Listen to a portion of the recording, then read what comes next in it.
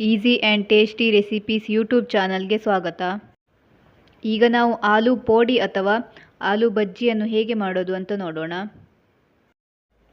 ಹಾಗೆಯೇ ನೀವಿನ್ನು ನಮ್ಮ ಚಾನಲ್ಗೆ ಸಬ್ಸ್ಕ್ರೈಬ್ ಮಾಡಿಲ್ಲ ಅಂದರೆ ಸಬ್ಸ್ಕ್ರೈಬ್ ಮಾಡಿ, ಬೆಲ್ ಐಕಾನ್ ಮೇಲೆ ಕ್ಲಿಕ್ ಮಾಡಿ.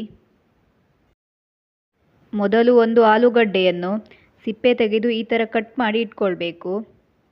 ನಾನು ಇಲ್ಲಿ ಒಂದು ಆಲೂಗಡ್ಡೆಯನ್ನು ತೆಗೆದುಕೊಂಡಿದ್ದೇನೆ. ನೀವು ಜಾಸ್ತಿ ಬೇಕಾದರೆ ಜಾಸ್ತಿ ತೆಗೆದುಕೊಳ್ಬಹುದು. ಜಾಸ್ತಿ ದಪ್ಪನಾಗಿ ಕಟ್ ಮಾಡಬಾರ್ದು, ಹಾಗೆಯೇ ಜಾಸ್ತಿ ತೆಳು ಇದ್ದರೂ ಕೂಡ ಚೆನ್ನಾಗಿರಲ್ಲ. ಮೀಡಿಯಮ್ ಆಗಿ ಇರಬೇಕು. ಸ್ಲೈಸ್ ಮಾಡಿದ ಮೇಲೆ ನೀರಿಗೆ ಹಾಕಿ ಚೆನ್ನಾಗಿ ತೊಳ್ಕೊಬೇಕು, ಇಲ್ಲಾಂದರೆ ಕಲರ್ ಚೇಂಜ್ ಆಗ್ತದೆ. ಈಗ ಹಿಟ್ಟನ್ನು ಮಿಕ್ಸ್ ಮಾಡಲು ಒಂದು ಬೌಲನ್ನು ತೆಗೆದುಕೊಳ್ಬೇಕು. ಈಗ ಇದಕ್ಕೆ ಅರ್ಧ ಕಪ್ ಆಗುವಷ್ಟು ಕಡಲೆ ಹಿಟ್ಟು, 1 ಟೇಬಲ್ ಸ್ಪೂನ್ ಅಕ್ಕಿ ಹಿಟ್ಟು, ಖಾರದ ಪುಡಿ ಅರ್ಧ ಚಮಚ, ಅರಶಿನ ಪುಡಿ 1/4 ಚಮಚ, 1/4 ಚಮಚ ಆಗುವಷ್ಟು ಓಂ ಕಾಳು. ಈಗ ಇದನ್ನು ಚೆನ್ನಾಗಿ ಮಿಕ್ಸ್ ಮಾಡಿಕೊಳ್ಬೇಕು.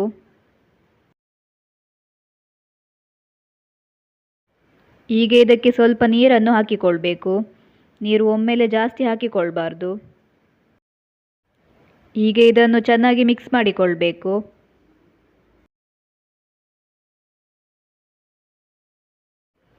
ಈಗ ಮತ್ತೆ ಸ್ವಲ್ಪ ನೀರನ್ನು ಹಾಕಿಕೊಳ್ತೇನೆ.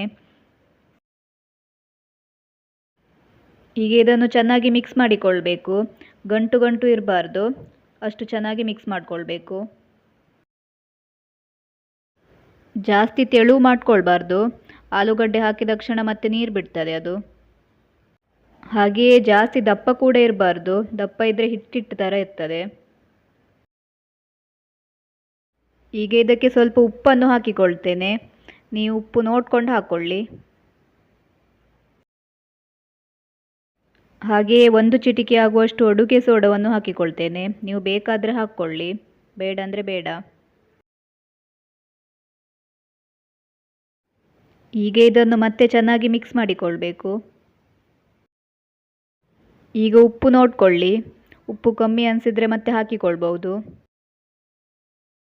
ಈಗ ಕಟ್ ಮಾಡಿ ಇಟ್ಟುಕೊಂಡ ಆಲೂಗಡ್ಡೆಯನ್ನು ಹಾಕಿಕೊಳ್ತೇನೆ. ಆಲೂಗಡ್ಡೆಯಲ್ಲಿ ನೀರಿನ ಅಂಶ ಇರಬಾರ್ದು, ನೀರಿನ ಅಂಶ ಇದ್ದರೆ ತೆಳು ಆಗ್ತದೆ. ನೀರಿನ ಅಂಶ ಇದ್ದರೆ ಒಂದೇ ಸಲ ಪೂರ್ತಿ ಹಾಕ್ಕೊಳ್ಳೋದು ಬೇಡ, ಎಷ್ಟು ಎಣ್ಣೆಗೆ ಬಿಡ್ತೀರೋ ಅಷ್ಟಷ್ಟೇ ಹಾಕ್ಕೊಳ್ಳಿ. ಈಗ ಇದನ್ನು ಚೆನ್ನಾಗಿ ಮಿಕ್ಸ್ ಮಾಡಿಕೊಳ್ಬೇಕು. ಆಲೂಗಡ್ಡೆ ಸ್ಲೈಸಸನ್ನು ಹಾಕಿ ಮಿಕ್ಸ್ ಮಾಡಿದ ಮೇಲೆ ಜಾಸ್ತಿ ಹೊತ್ತು ಇಡಬಾರ್ದು, ಬೇಗ ಎಣ್ಣೆಗೆ ಹಾಕಬೇಕು. ಎಣ್ಣೆ ಬಿಸಿ ಆದಮೇಲೆ ಒಂದೊಂದೇ ಅದ್ದಿ ಎಣ್ಣೆಗೆ ಬಿಡಬೇಕು. ಎಣ್ಣೆ ಫುಲ್ ಬಿಸಿಯಾಗಿರಬೇಕು. ಮೀಡಿಯಂ ಫ್ಲೇಮ್ನಲ್ಲಿ ಇಟ್ಕೊಂಡು ಫ್ರೈ ಮಾಡಿಕೊಳ್ಬೇಕು.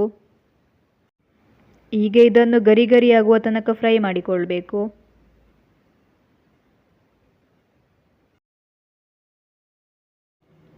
ಈಗ ಒಂದೊಂದಾಗಿ ಟರ್ನ್ ಮಾಡಿಕೊಳ್ಬೇಕು.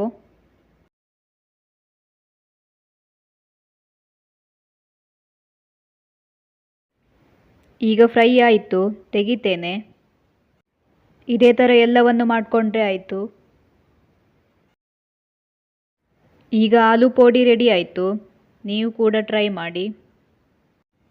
ಹಾಗೆಯೇ ನಿಮಗೂ ಕೂಡ ಈ ರೆಸಿಪಿ ಇಷ್ಟ ಆದಲ್ಲಿ ಲೈಕ್ ಮಾಡಿ, ಶೇರ್ ಮಾಡಿ, ಸಬ್ಸ್ಕ್ರೈಬ್ ಮಾಡಿ. Thank you for watching.